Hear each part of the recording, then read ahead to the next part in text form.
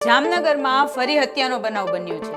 જીજી હોસ્પિટલમાં રાજપૂત સમાજના યુવાનનું છરીના ઘા મારીને હત્યા નિપજાવવામાં આવી છે।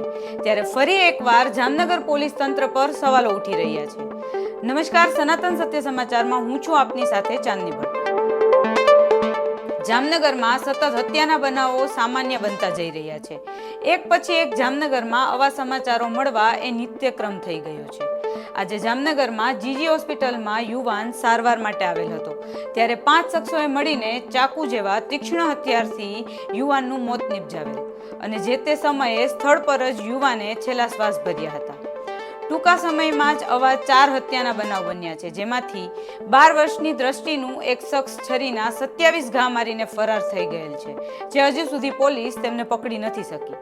ત્યારે પણ સનાતન સત્ય સમાચાર દ્વારા કહેવામાં આવ્યું હતું કે જ્યારે આ પ્રકારે જાહેરમાં મર્ડર કરવામાં આવે છે, ત્યારે આરોપી જામનગરની